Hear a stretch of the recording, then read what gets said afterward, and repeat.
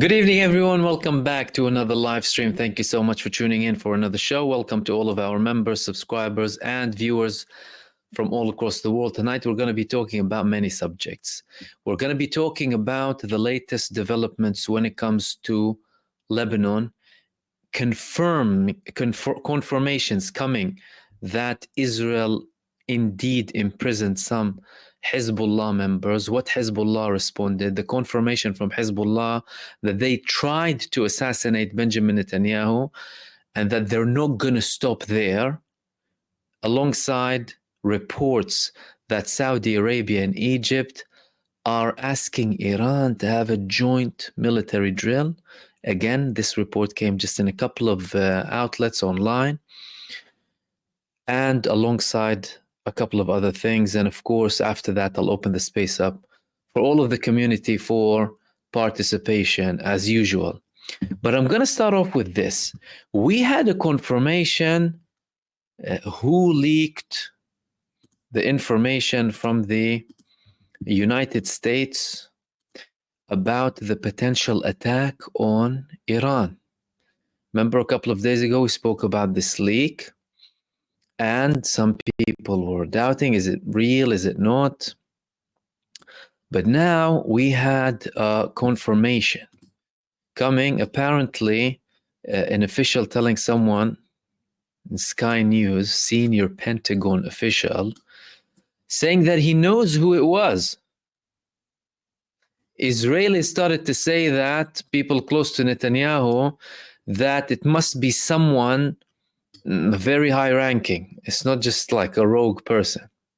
However, according to this report here on Ynet, and it was also reported on Sky News, senior Pentagon official told Sky News in Arabic that the employee, who's an office manager for Assistant Minister Austin, is the one who leaked the documents dealing with Israel's preparations for an attack on Iran.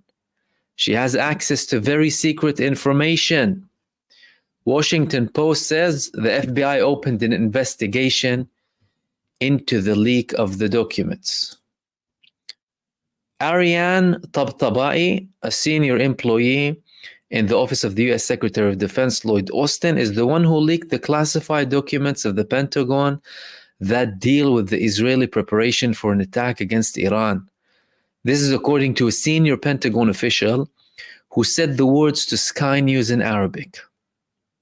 According to him, the suspected employee is the director of the office of the Assistant Secretary of Defense for Special Operations, and she has a permit that gives her access to highly confidential information. Tabatabai is an American of Iranian descent, and this is not the first time her name has been associated with Iran. At the same time, the Washington Post reported that the FBI opened investigation into the leaking of the documents. This is the person we're talking about, Ariane. Is it true? Is it not? Are they trying to cover it up? Are they trying just to give her a frame because of her Iranian roots? We don't know. But this is what they're reporting. They're saying that it's her. Okay. In the US, an investigation was launched into the leak of the classified documents, which were published on Telegram last week and were distributed online at the end of the week. As evidence of the seriousness with which the leak was taken, several prominent media outlets such as CNN reported the leak in their headlines, and officials in Washington expressed great concern as a result. The documents are classified as top secret and are dated October 15th and 16th. American officials confirmed the reliability of the documents, which were written by the American Visual and Geographical Intelligence Agency, or NGA, which is responsible for analyzing information and images collected by US spy satellites, as well as the National Security Agency, NSA. These documents, which do not include the satellite images mentioned in them, detail Israeli preparations last week for an attack on Iran and, among other things, claim that the Air Force conducted a large-scale deployment exercise as well as an aerial refueling exercise. One of the documents states that the Air Force messed with ballistic missiles that were launched, that are launched from the air, and that since October the 8th, tampering was observed with at least 16 missiles of the model known as Golden Horizon and at least 40 of the model known as ISO-2 or ROX. Regarding the first model that is mentioned, it is not clear which missile the document refers to. And in the past, its existence was not mentioned, neither in Israel nor outside of it. The second missile, ROX, was revealed by the Rafael company in 2019, and the company website, it's defined as an air-to-surface missile equipped with lethal warhead, a lethal warhead. It is also written that it is capable of destroying not only targets on the surface, but also those hidden underground in well-protected areas. The ROX missile is launched from significant ranges, on the other hand, far outside the coverage areas of the enemy's air defense systems, and performs a course at supersonic speeds towards the target, the Rafael website says. This reduces the exposure of the launching aircraft to enemy threats, as well as improves the chances of success in hitting the targets. It can be used against quality targets, whether stationary or flying, and even in arenas where the enemy is using countermeasures and disruptions against the GPS systems. A former senior Israeli intelligence officer claimed that the leak also contributes to the worsening of tensions between the two countries. What is harmful is the leak itself and the situation in which the US government seems unable to keep secrets. He said that the other day. Leaks don't just happen, the Israeli source told the CNN. Someone violated American law and they revealed these secrets. At the same time, CNN reporter Matthew Chance estimated that what is the harmful is not the details of the documents about the leaked plan, but the leak itself of the documents. Assuming that this whole leak is genuine, clearly it's something serious. However, this could also be an attempt from the United States to act as if it's, not involved. You're the one submitting and providing Israel with everything that they need. And is it a secret, your satellite imagery? Not that much. But again, they're saying that now we know who it is. Question is, what are you going to do about it? Exactly. Tell the person off or... And again, if Israel has a plan that includes this information that was leaked, it could potentially hinder it. However, not necessarily stop it. And again, Israel will not be conducting an attack on Iran without full knowledge from the US and potential participation as well, because you're talking about an attack that will be very, very complicated and very risky, and the United States has to be involved. So even if the United States reports this, it's not very likely that, people would be convinced that they have nothing to do with it. Which leads me to the second subject that I want to talk to you about. This man is called Muhammad Afif. He had a press conference. This man is the head of the media office of Hezbollah. And he had this press conference in the southern suburb of Beirut, Dahiya al-Janubiyya, in which he highlighted many things, paying respects to Yahya Sinwar and the martyrs, and also saying how things are developing. And he also confirmed that it was indeed Hezbollah who tried to target Netanyahu. And he said that he must be prepared for more attempts. So this is the first official confirmation that we have from Hezbollah that they are the ones who tried to assassinate Benjamin Netanyahu.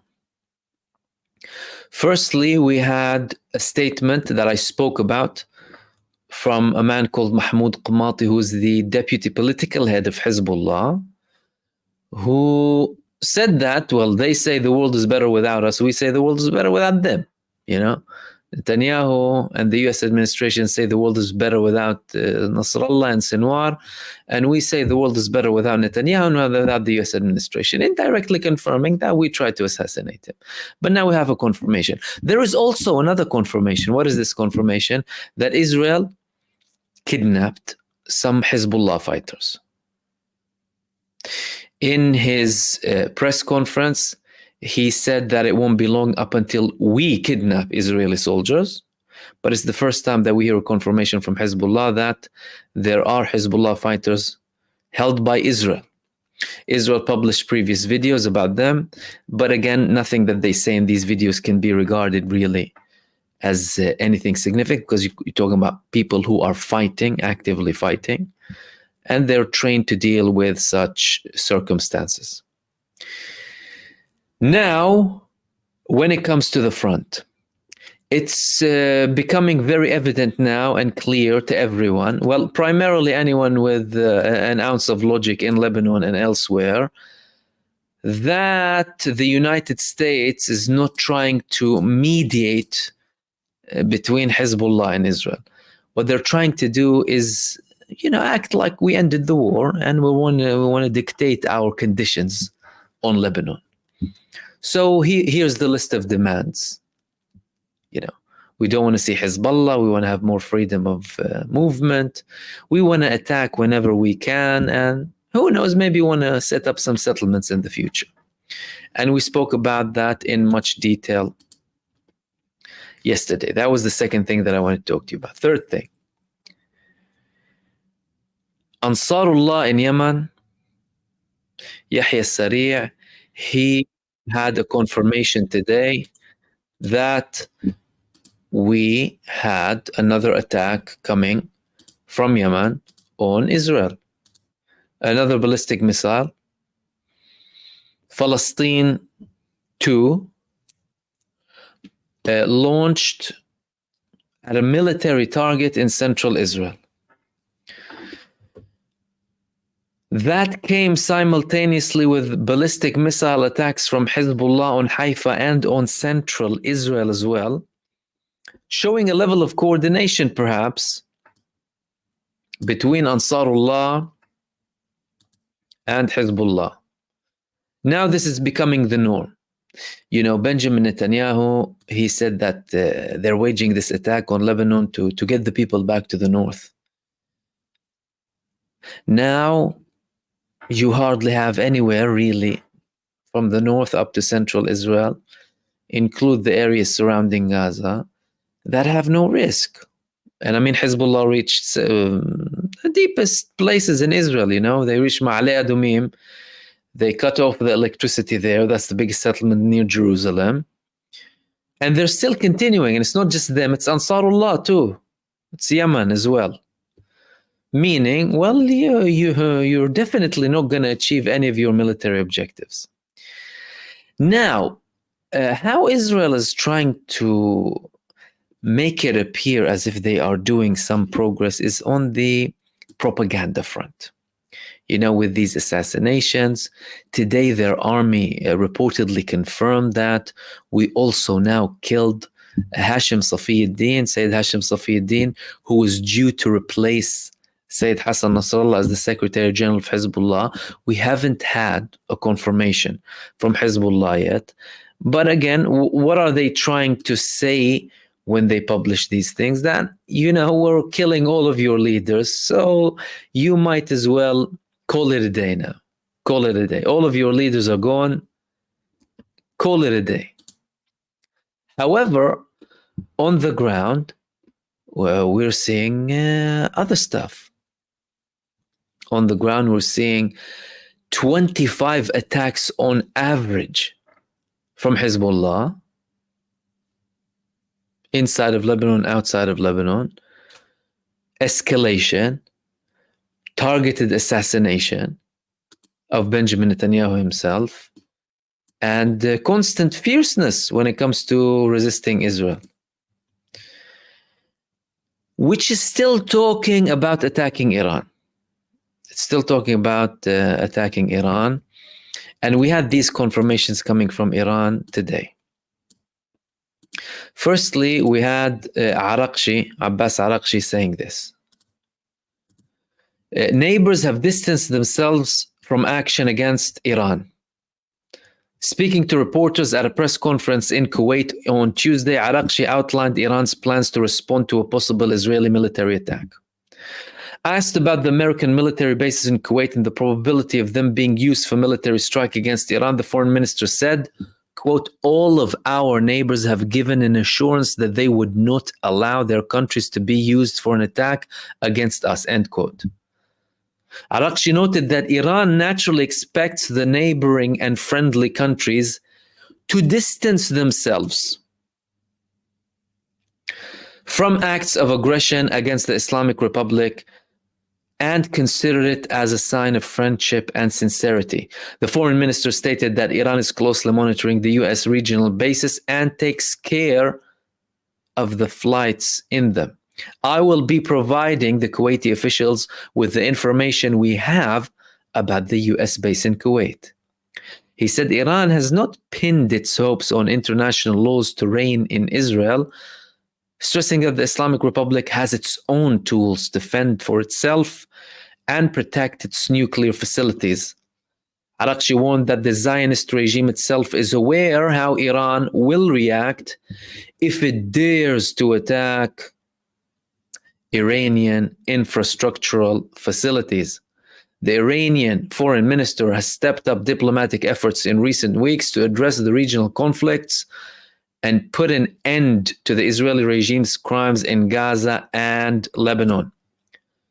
He also visited Lebanon, Syria, Saudi Arabia, Qatar, Iraq, Oman, Jordan, Egypt, Turkey, Bahrain, and Kuwait in the past 2 weeks.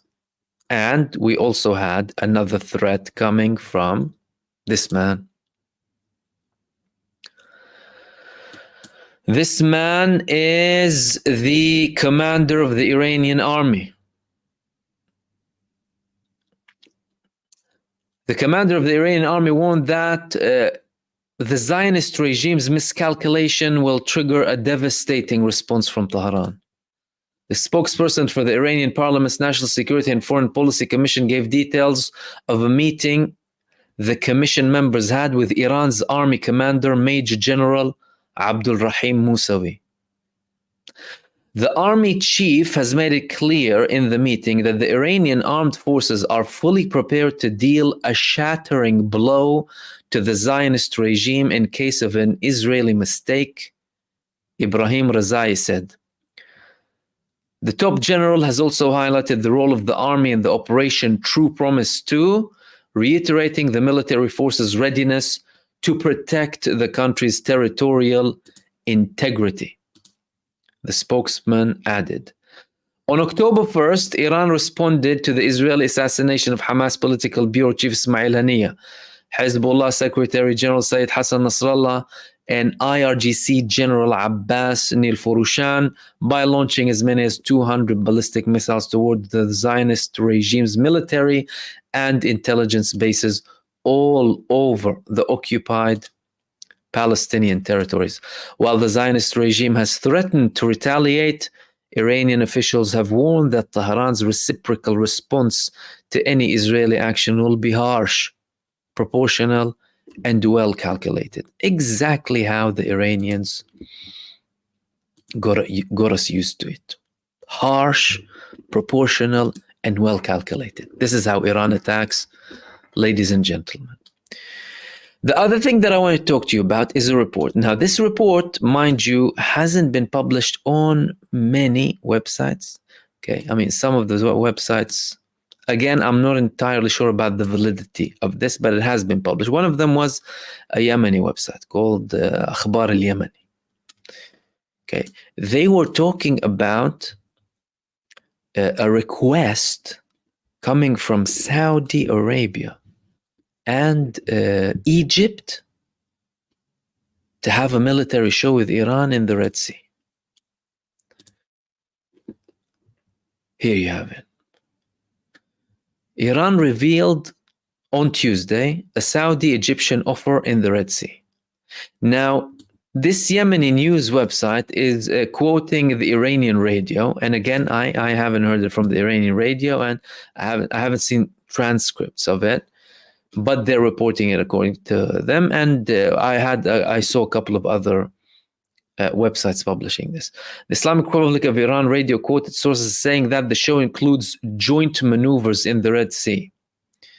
This is the first time that Riyadh and Cairo have requested such a thing from Iran since the start of Al-Aqsa flood last October, as the two countries remain publicly neutral and secretly supportive of the occupation, again according to that website. Iran did not clarify the nature of its response to the Saudi-Egyptian request. In the past few days, Saudi Arabia participated as an observer in maneuvers conducted by Iran, Russia, and the Sultanate of Oman in the Arabian Sea. The Saudi-Egyptian request in terms of timing indicates an attempt by both parties through summoning Iran, the non-literal country, to contain the Yemeni operations against the Israeli occupation, which have been continuing at a high pace since last November. International parties, most notably the United States, Britain, and the European Union, have previously tried to contain the operations militarily and failed. Saudi Arabia and Egypt have been moving intensively in recent days regarding the Red Sea.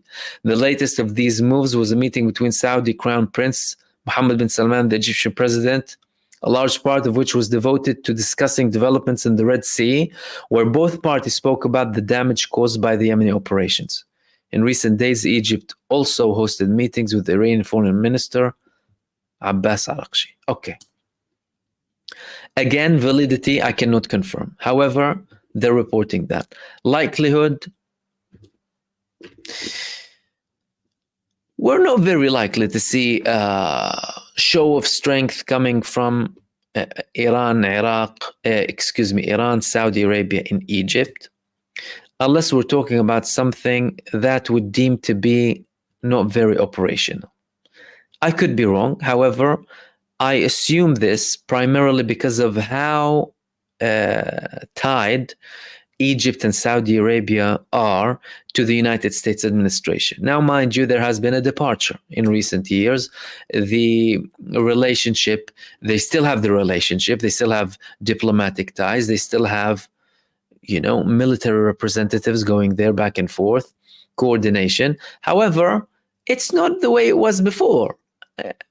No one can deny that. Saudi Arabia is with the BRICS. Now Turkey is joining the BRICS. Egypt is in the BRICS. Turkey asked to join.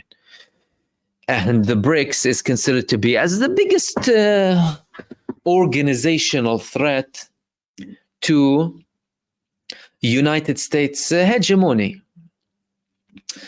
Meaning, clearly, even if there was something there and something is still there now, there is a slight shift. There is a slight shift, and we wouldn't be surprised if more coordination is seen in sometime soon. Why? Because firstly, in 2023, if you want to talk about both Iran and Saudi Arabia, the traditional, competitors, to say the least, we had a deal brokered by China and Oman. Again, Oman's participation is not surprising. And they reached a deal. Again, mediation done by China, not the United States. Why? Because the United States wants them fighting. They don't want them together. So it wouldn't be surprising. However, I thought I'd share that with you because from the way things are going now, it wouldn't be exceptional that at one point we would start to see stronger bonds being formed by countries who deem themselves or realize that they would be next on the hit list of this genocidal expansionist entity. And these were the main things that I wanted to share with you in this live stream. Let me open the space up for all of the community. Check if you have any questions. And again, thank you so much, everyone, for tuning in. And before I begin taking your questions, Glenn Hoxley, Arash Aram, Gevon Slims, Labalaba's World, and King of Judah, and Samija. Thank you so much for all of your supers and participation.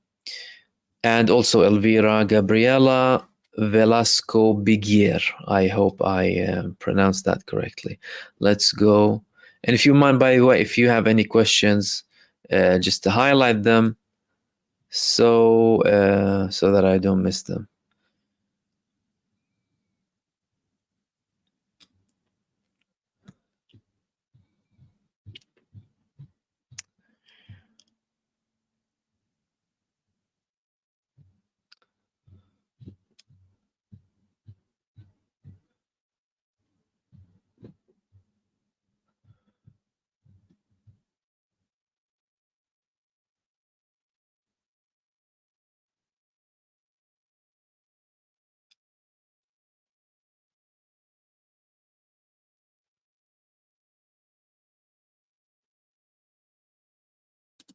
Bujar is saying, Mahmoud, the current Indian Modi is a devoted Islamophobe. He might be mandated to sabotage his BRICS participation. What's your opinion about this abnormal partnership? Well, if you want to talk about certain ideologies or political stances, you can have the same argument about Saudi Arabia and the UAE, right? However, what people need to understand is when you talk about international organizations and an organization like the BRICS, firstly, there are strict criteria to pass or be invited to join. You have 30 pending requests now.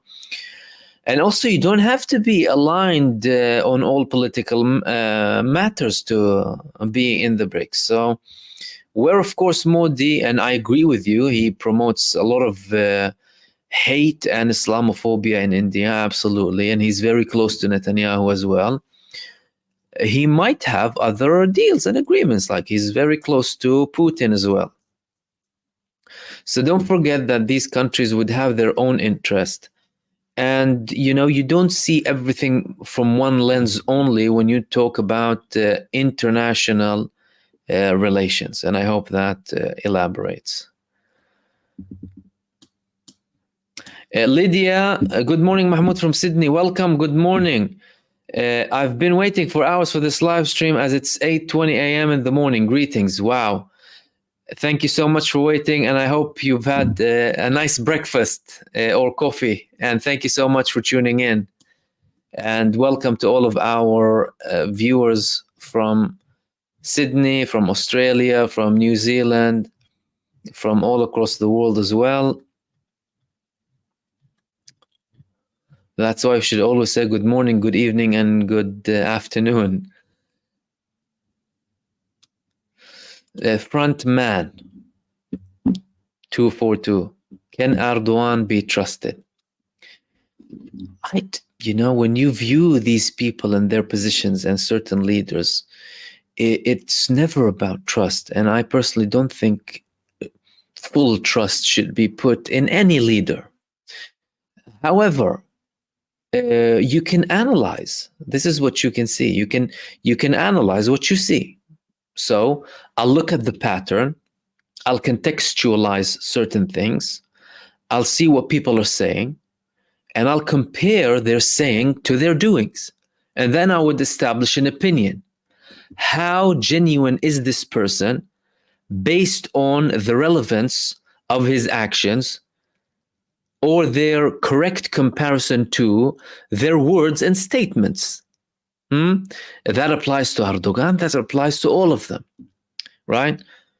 And of course, Turkey had and still has a very supportive diplomatic position when it comes to Palestine. Erdogan constantly talks about the Palestinian cause and legitimizes the Palestinian resistance, criticizes the Western hypocrisy when it comes to labeling the Palestinian resistance.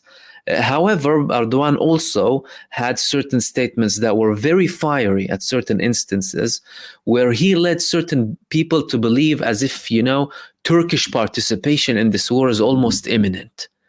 And that wasn't really the case. We had this 3-4 times by now. Why is he doing that, you might ask? Well, many leaders want to keep their crowd pleased and, want to keep their popularity. However, when it comes to trust, I hope I made it clear. I don't think trust should be fully put into any political organization, let alone one man. I don't think that's the case. But again, you base it on pattern. For example, you have certain political movements, you have parts of the resistance, for example, who have been so accurate when it comes to their words and actions, for the good and bad, by the way.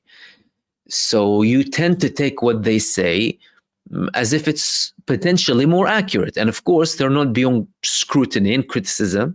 And again, we need to prioritize the timing of the criticism and scrutiny when you're facing a genocide and they're the only ones confronting this genocidal entity, right? And there are people trying to take them down from all over the place.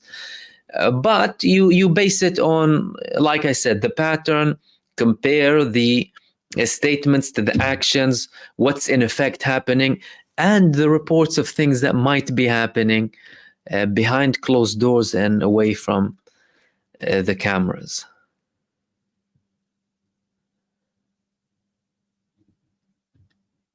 Amir Rider 786 question, salam bro, salam. When it makes sense for Hezb to start targeting the airfields to counter the airstrikes, they'll have to use bigger arsenal for this. Are Hezb saving for the big fight? Hezbollah, I'll tell you something. They are extremely calculated when it comes to their attacks. They know that they haven't seen everything from Israel so far. They have seen a lot. They have seen damage as well, senior figures, the Secretary General. But they haven't seen everything. And they are not only saving for the big fight, they're saving for a very long fight. If you want to describe what's been happening in Lebanon the past month as the war in Lebanon, what does that tell you? That the actual war, the open war with Lebanon, and we're hearing that there are no red lines, and Israel saying we're going to destroy them now. Well, you can understand that the war, not the back and forth or the supporting front like Hezbollah described it. And now Hezbollah openly say that we're no longer just a supporting front. We're at war with Israel. We're at war with the Lebanese front. Therefore, that you can have different interpretations when it comes to negotiations with that because of the developments on the ground, by the way. That's why they told the mediators we can negotiate on a ceasefire with Lebanon that wouldn't necessarily at this instance be tied with Gaza, but we wouldn't confirm anything to the linking or lack thereof with Gaza unless you stop attacking Lebanon.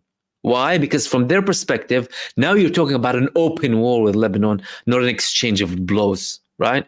And again, not to say that they will cut the supporting front with Gaza, which is unlikely, but the fact that they are realizing that we entered a phase of war with Israel, meaning we're in a new stage now. And if Israel has been fighting in Gaza, or not fighting, if Israel has been committing a barbaric genocide and infanticide in Gaza for a year, this war, then we just started now.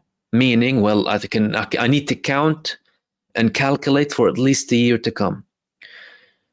And if Hezbollah are being reserved, and again, being reserved with 25 to 30 attacks a day and using ballistic missiles and shutting down the whole northern part up to Haifa and central Israel, Haifa's a daily target. So Haifa's like Kiryat Shmone now, when it comes to the numbers of attacks on a daily basis. They told them we'll make it Kiryat Shmone, and they are making it in terms of daily attacks. Now, don't forget, Israel have longer range missiles, heavier missiles. Israel can intercept definitely some of them, but some of them can land. But it's about the vibe and situation and atmosphere that it creates in the state, the uncertainty, the risk, the shock, the safety sense, the economy, everything. So they are preparing for a very, very, very long war because they're seeing now that Israel of today, we can safely say that Israel of today when it comes to their approach to war is not the Israel that we have seen before. Not for their genocidal intent, no, or destruction. We always knew that. But about their tactics of the war and how they view the war. Israel historically, their wars meant quick strikes, maybe some special operations, Air Force, get it over and done with quickly. Internally, you're not affected economically, societally, nothing, everything is fine. And then you get the job done and go back. Now everything changed, everything is inside of Israel, and Israel wants to prove to everyone that we're not afraid of an open war of attrition. You wanted war of attrition, okay, fine, we'll go in war of attrition, and we will destroy as many buildings, as many civilian buildings and hospitals and schools and churches and mosques, as many children as possible, to make you kneel down. But the people of the region are not kneeling down. So they are preparing for something long, something big, and they know that we haven't necessarily seen the full scale.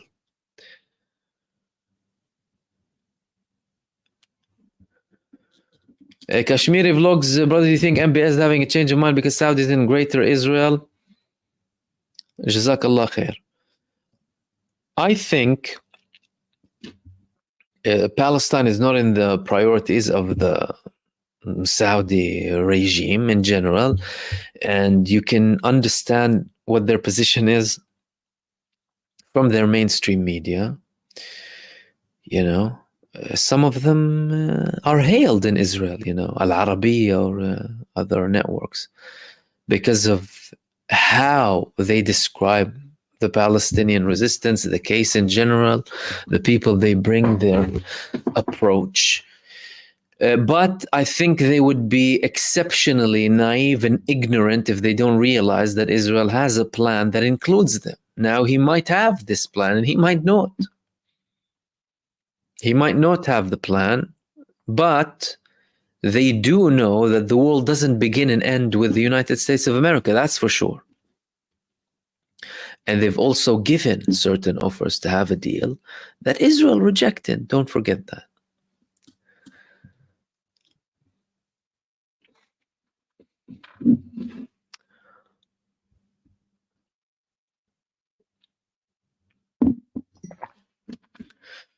Mahib Salam Mahmoud, with the suffering of Uyghur Muslims in China, why is China seemingly more in support of Palestine? Well, any internal situation with China, with the Uyghurs, and by the way, it's not just the Uyghurs and Muslims, by the way, China has a problem with religion altogether internally. Don't forget that. Buddhism, Christianity, every form of religion. Let's not forget that. It's not about the Muslims. But you cannot dictate China's view based on internal matters on its policy abroad. And that doesn't mean they're necessarily targeting Muslims. And when it comes to the Uyghur people, and indeed there have been cases that I heard of, and some people from the community who said that are totally unacceptable. In China, we definitely had some propaganda being promoted by the West in general about what China's doing, which is very typical. They will focus on the countries that they don't like and what they actually do to make China have a problem with Muslims and, not view Muslims in the general grand scheme of things, or Muslim majority states, again, if we want to be more specific, as a natural ally, because that would serve the United States and the West in general, the Western elite. That's why you will see Western mainstream media, and of course some of the corrupt Arab media too, focusing on certain struggles, put in the label of Islam, and start promoting it as the big thing, right? And again, you need to realize that the people publishing a lot of the information, they have an interest in why they publish the information, the scale of it, how far they go, and how they actually portray it. So is everything we're told true about that or not? And again, we have heard statements that are absolutely unacceptable with regards to the Uyghur Muslims in China. But again, it's not about the Muslims in China. China as a state, from a state perspective, has a problem with religion because it's an atheist state, technically. You will see Christians suffering. You will see many Buddhists suffering too. Why do they have a problem with the Dalai Lama, for example? Right? Even though you have so much deep-rooted origins in those regions and the problems with Tibet and what have you.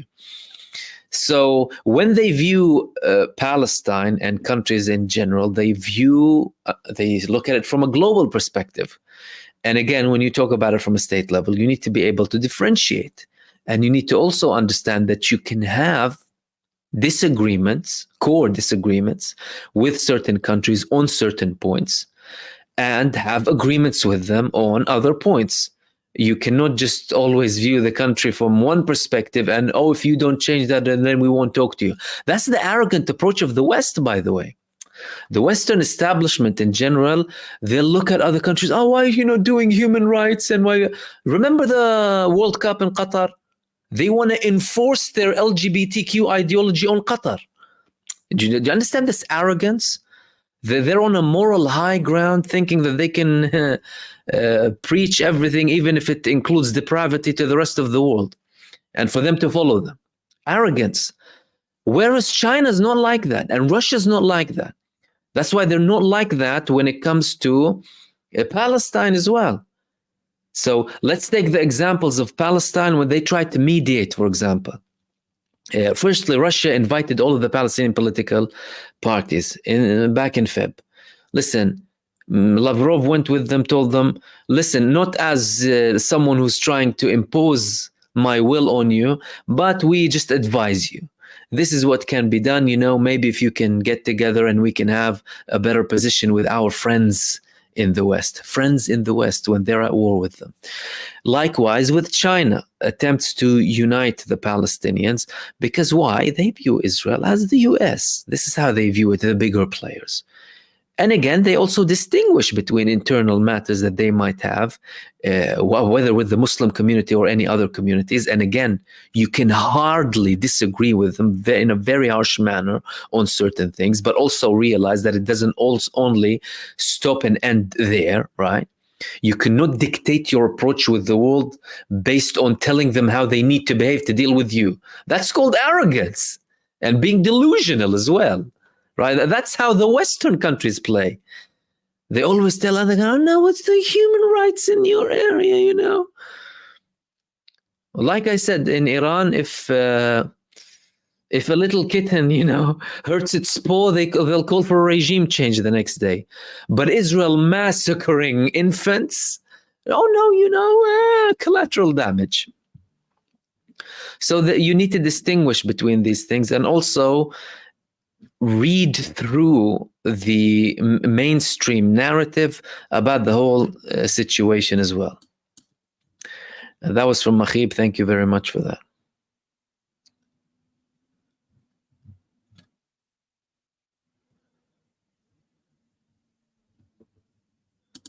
And Dr. X, thank you for that. You said if the attempt was successful, would all hell break loose? Since Bibi was applauded in the USA, love and respect from much love and respect back, brother. I think if the attempt was successful, you will have a civil war in Israel immediately, because there are many people who are armed on both sides. The people who are opposing Benjamin Netanyahu are waiting for the moment he goes away, but he still has a cultish following who are willing to die for him. So if Benjamin Netanyahu gets assassinated, and again, many people in Israel wished him death,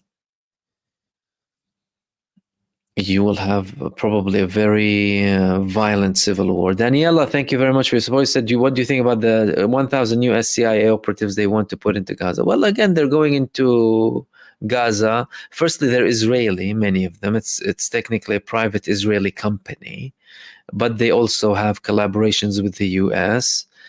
They are like a private kind of military thing that are going there under the disguise of distributing the aid. This is how they go in. And why is that? Why are they trying to do that? They're doing that because they failed to have anyone to replace Hamas. So everyone in Gaza, despite the destruction, despite Hamas being attacked so heavily by Israel, said no, the people in charge are Hamas because we voted for them in the last democratic elections. Even the tribes, even the, you have these Islamic movements in Gaza, right? The Army of Islam and what have you. The same group that kidnapped Alan Johnston, the British journalist, who are aligned with Israel. So Israel tried to speak with these groups again in Gaza, tell them, listen, how about you go, and take the aid and we'll support you. And it didn't even work with them because the Gazans already know all of this, all of these games from Israel. So even if they want to go and put them in and try and do that, what are they going to do? Hamas told them before, we're going to treat anyone coming in without, coordination with the resistance as occupiers. And I don't see it succeeding.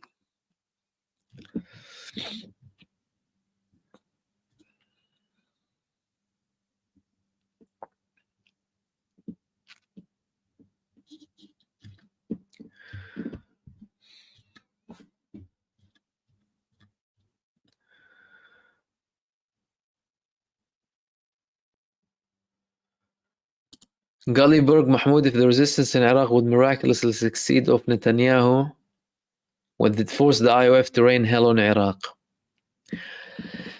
Well, they would, of course, view it as a big attack because you killed our prime minister, and they will probably retaliate in Iraq, probably kill a senior figure. Without that, they already put the image of one of the most prominent religious figures in Iraq, Ali Sistani, as the target, that they want to kill him. That was before the assassination attempt of Netanyahu. What does that tell you? That they're willing to target religious figures for no reason.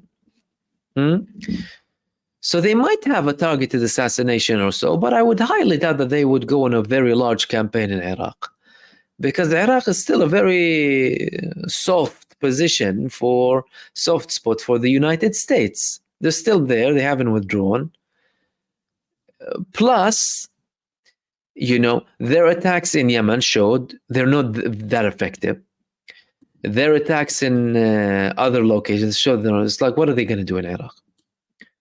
Go on a mass scale. And listen, it would be probably easier for them if Jordan collaborates to go to Iraq, because Iraq doesn't have the same level of risk when you are conducting aerial operations, because they don't have the same defense systems as Iran. But again, it will be limited because it's an ongoing thing, really, going back and forth to Iraq.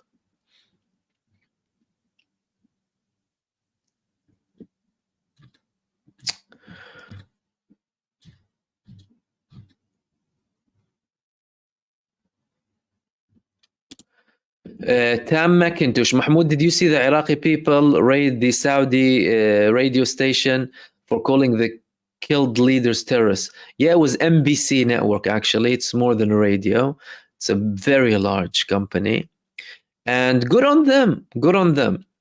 Mainstream media and free speech doesn't mean twisting reality and serving genocide. It doesn't mean that.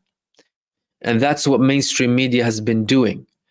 And we unfortunately have these cases of mainstream media in the Arab world legitimizing the genocide and criticizing the heroic people who resist.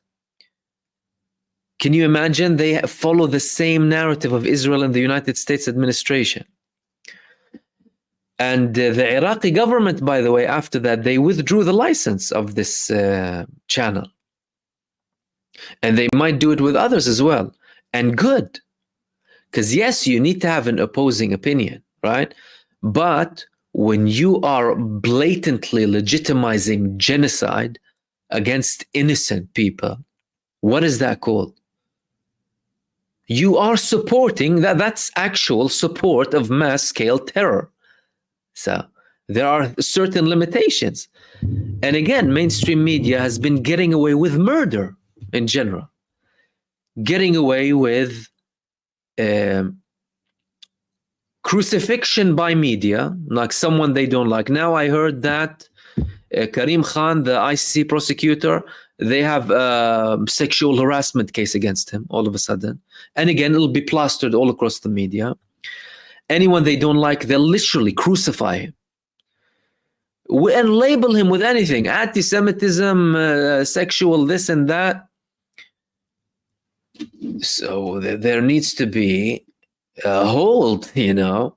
You can't act like you can dictate what kind of things happen in the country altogether. There's a limit to free speech when it comes to genuine, real security and human rights. And again, these people, they know who they serve very well, and they publish this poison and propaganda 24/7. That's why I always say never trust MSM, even if they sometimes say the truth, because they will always have something to poison you with.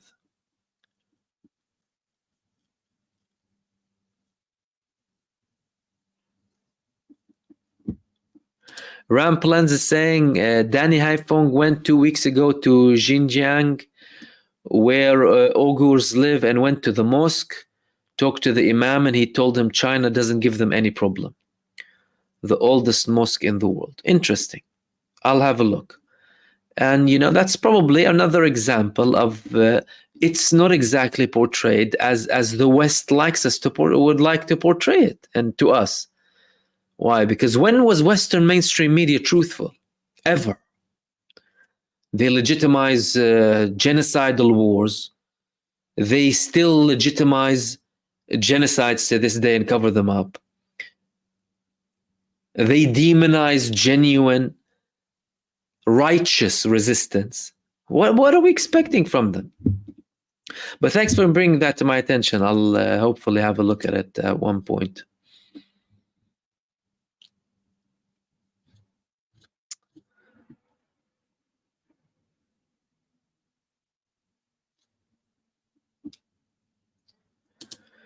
And the Incognito, thank you so much for that. So thank you, brother. I sent a link to my parents, but they're hopelessly stuck on MSM. I keep trying. Thank you very, very much, my friend. Much appreciated. And Jennifer, you're also mentioning that about Hashim Safiuddin. It was Israel that confirmed so far. We still haven't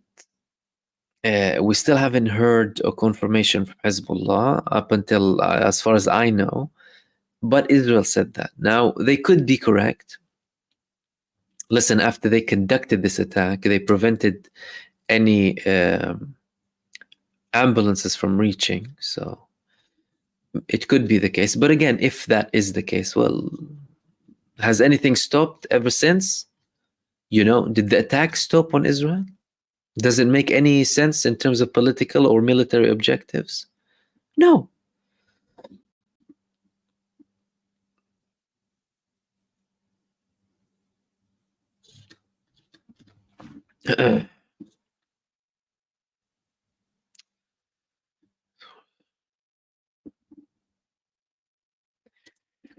Ray, Mahmoud, do you think this war is going to last many more years, or do you think it will end soon, like less than a year?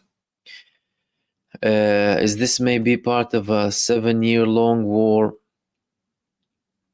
prophecy? Well, firstly, I don't really focus personally on prophecies. Many eschatological ideologies and prophecies are based on falsehoods, if not the vast majority of them. Mahmoud, and do you think about the many more years or soon less than a year? Listen, no one expected it to be lasting this long. And if you look at what's happening now, over 1 year on, you're not seeing a prospect of anything being resolved. You're only seeing a side that is being very arrogant and entitled and trying to dictate what happens to the other side. talking about like the day after in Gaza and going to Lebanon. I spoke about the Freudian slip that Hochstein had the other day when he said when we elect when the Lebanese people elect a new president, he wants to elect a new president. They're already planning, as in, they're very convinced in their approach. And that shows you how delusional they are and how detached from reality they are. And that's not the first time they have this approach, and it wouldn't be the first time that they fail. In 2014, after Israel carried out massacre after massacre in Gaza and mass destruction, Hamas dictated conditions after the war to Israel, including Israel giving up what it considers as buffer zones on the areas surrounding central Gaza. Fishing areas, safety network, even military posts for Hamas. Same thing happened with Lebanon.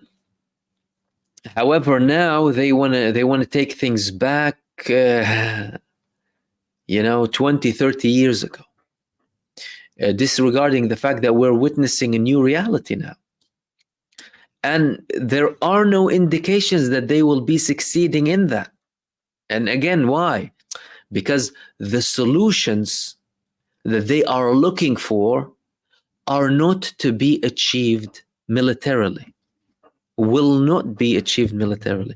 The solutions to what they call as problems, or at least parts of them, are primarily or can primarily be reached through genuine diplomacy and talk. However, you're talking about an entity that does not regard the people it speaks with as equal human beings, right? They're not the same as us. We are the chosen ones. We are the ones who dictate how things should run. And that didn't work before. We have no indication that it's going to work now. And it looks like it can last for many more years to come. And Riza, thank you, said there should be no ceasefire. Okay. The occupying artificial entity should be evicted from the region. Your thoughts, please, Mahmoud, ya Habibi Ayuni. Thank you. Well, I think, we, people who observe a genocide happening when we're not actually living it, shouldn't really be in a position to say, and of course, with all due respect to your opinion, of course, and thank you for your contribution, but I don't think any of us should be in a position to say, what should and what shouldn't happen.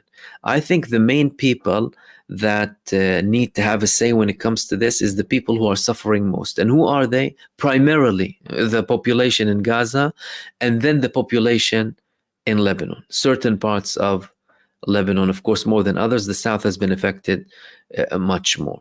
If we take Gaza, because they have suffered the most, these people deserve a ceasefire. However, not in any cost. Not in any cost. And the reason we're having a delay is because Israel wants to take full control over everything. That could mean far more potential suffering in the future as well. You have seen what these people do when they expand in the West Bank and the lack of regard they have for a human life. So I think the population in Gaza, listen, they are dignified. They have resistance embedded in them. They are full of faith and they're willing to sacrifice, but they also deserve to live like normal people, in a house with a bathroom, having access to water and electricity, wearing normal clothes and shoes, and not having a threat to have your family chopped up in front of your eyes in any second, right? That's like basic human rights. So I think it's necessary to consider that. Now, Israel is trying to capitalize and inflict as much destruction and misery and genocide as possible to the population for them to kneel down and submit. And they realize that. By the way, the population before the politicians, before the Hamas politicians, before the fighters of the resistance, before anyone, the population know that.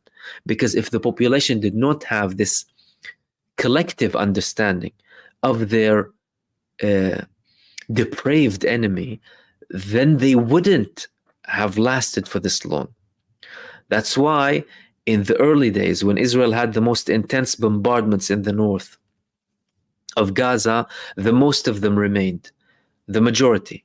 Why? Because they said, they expelled us once, we won't allow them to expel us twice, and they can kill us here, we want to die here. Sacrificing everything in the process. Now, with that said, that there is a priority, and we should absolutely consider the human aspect and suffering of the people of Gaza, and they are the ones who should be telling us and the world what they want. And Lord knows their voices are suppressed, right? Because their lives are not considered, so let alone their voices, because Israel is killing their journalists and their people and everyone there. But that should always be something we remember. However, even with that being said, it's Israel who's not going for a ceasefire. And yes, the ideology of Zionism, apartheid, and the ruling genocidal entity should be completely dismantled. I totally agree with that.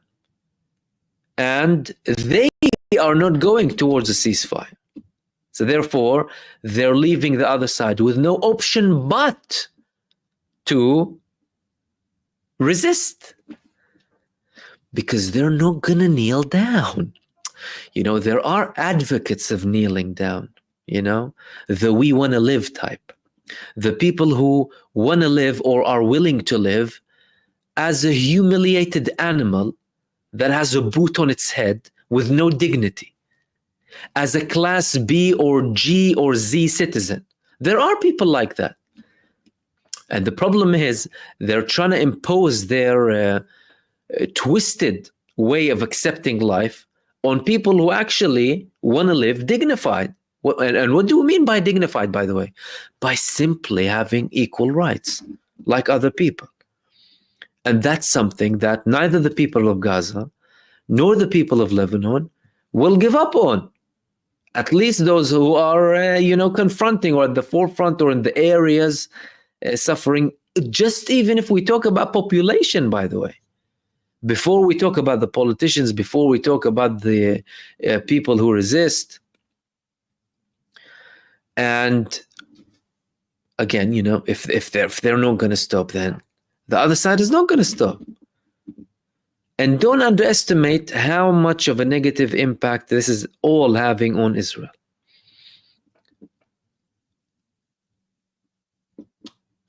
Lydia saying, Mahmoud, you see this morning, Israel is cheering up in the streets, Gaza Strip, saying now to occupy and rebuild, jumping joy. Is this true propaganda? There are people who want that, and you see that, by the way, because they want to lift the spirits up, because Israel is a defeated state. The people in it have a defeated mentality. They've been suffering for so long. See, they want to bring anything to lift the spirits up of a defeated nation. So they'll come up with the trophy killings. We targeted Sinwar, we targeted that. Okay. And have you brought security to your population? Did you get stability back? Did you stop the threats against you? Have you? No, you haven't. So that's why they cover it up with these actions. People saying that, it's ours, we're going to... And some people are interested. It's not like they're not. They are indeed interested in having settlements in Gaza. Daniel, thank you very much for that. And Ray as well, thank you so much.